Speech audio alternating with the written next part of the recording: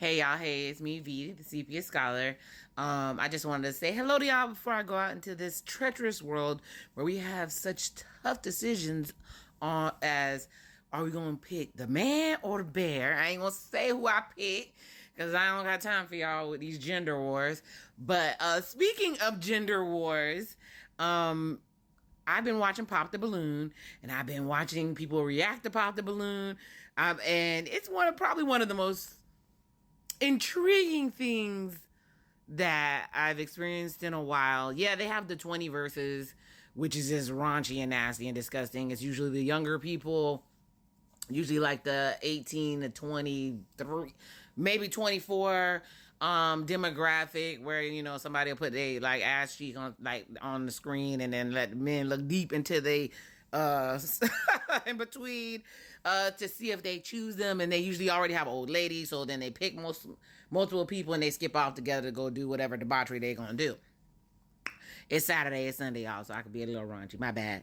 But one of my favorites is Arlette Pop the Balloon. Her and her husband do the thing. I also like T Pendle's new Pop the Balloon. I've been seeing. I love T Pendle because, like I said, I've been watching him since Close Friends, and I love how he's like totally evolved into this really awesome content creator. He has pretty interesting views himself. When I don't agree, I'll be like, okay, remember, he's low-key hometown, even though I think he's from another state, but he's been down here in South Florida for the longest. But either way, the latest Pop the Balloon had this gentleman on there.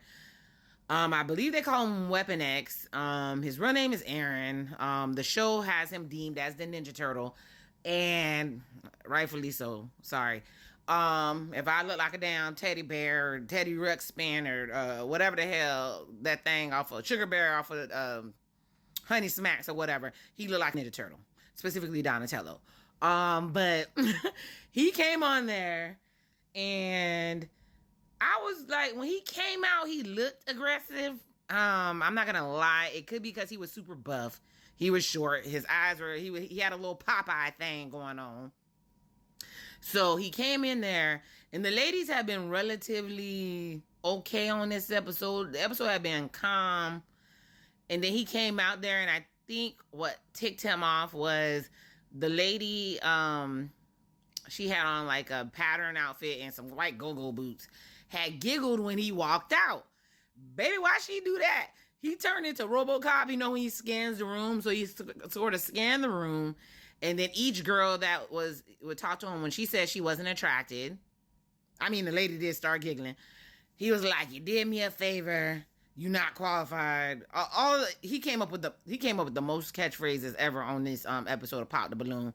I've been sharing it with everybody, but I watch it as soon as it drops, and then I watch T Pendle react. But then he moved on to the next lady, and moved on saying people weren't qualified. So you can see him as an assertive man, but something about his energy was completely off. You can see it through the screen. He looked like he'll beat that behind. So you can see it through the screen. And like I said, it could have been because he needed to stretch and his muscles is wound up tight. He looked like his shoulders was up. It was something was aggressive. And they called him sassy low-key because he went through and roasted the girls. And there are men and women that live for that. They live for the people to roast. And what I've noticed about these Pop the Balloons, no matter what happens, if there's a man that goes on there and roasts, the red pill, manosphere, even the regular dudes come out the back because they want the woman to be humbled. And one thing that I said I was never going to deal with again was a man who felt like it was his sole purpose to humble you. I only deal with people who let your light shine, let you grow, enjoy your presence. Like I was with people who it seemed like it hurt their feelings if something good happened for me. Like it hurt them to clap. It was very weird. It was very strange. And I let it ride for a long time. But like, or when I dated people, if I heard too many red pill talking points, but I am out of there because it never failed. It never failed. They genuinely didn't. They like women sexually or to be, they feed off the presence of women, their energy, but they don't like women. So it eventually was gonna hit the wall, like I like to say. Hit the wall, but relationship wise. But this man came out here and they had their rose sessions, and one of the ladies actually picked him. And when I saw her pick him, she started talking to him like he was delayed. She was like, do you know that are you here for love? Or are you here for clout? Because you know that love is kind. Like, she was low-key talking to him like he was a little kid because he was all angry and stuff. After he roasted that lady in the red with the, I ain't gonna lie, the cha-chas was hanging low. But he had scanned her and saw she had hair on her arms. But he proceeded to roast the hell out of that lady. Then another lady came up and, like I said, called him Ninja Turtles. He started talking about his money, how he had $100,000. Can you pull it out? It was a mess. After that, all hell break loose. He got the clout he was looking for. And, yeah, he got the clout he was looking for.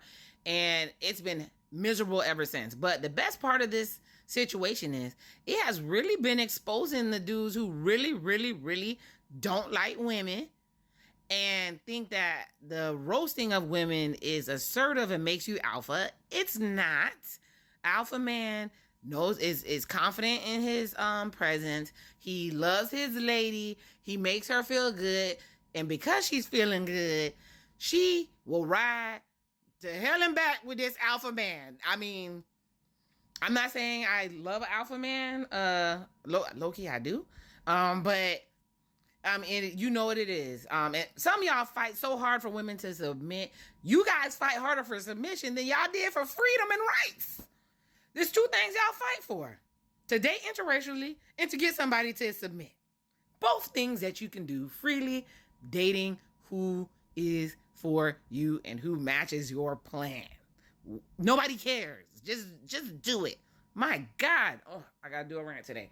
But anyways, he came out. He said the ladies from the show harassed him, and then people saw him on the show and called his job 500 times, causing him to get fired. There's different other stories behind why he actually got fired, his criminal record, different acts that he did to different women, all different types of stuff, allegedly. So we gonna give him benefit of the doubt and say that the hyenas called his job, as y'all like to call him, and got him fired. He has been on a campaign after that to basically become the Thanos of superhero of the manosphere, and he's raking it up. He got y'all to give him money on a GoFundMe, even though the man said he had $100,000 and he could whip it out right now. Y'all funding him.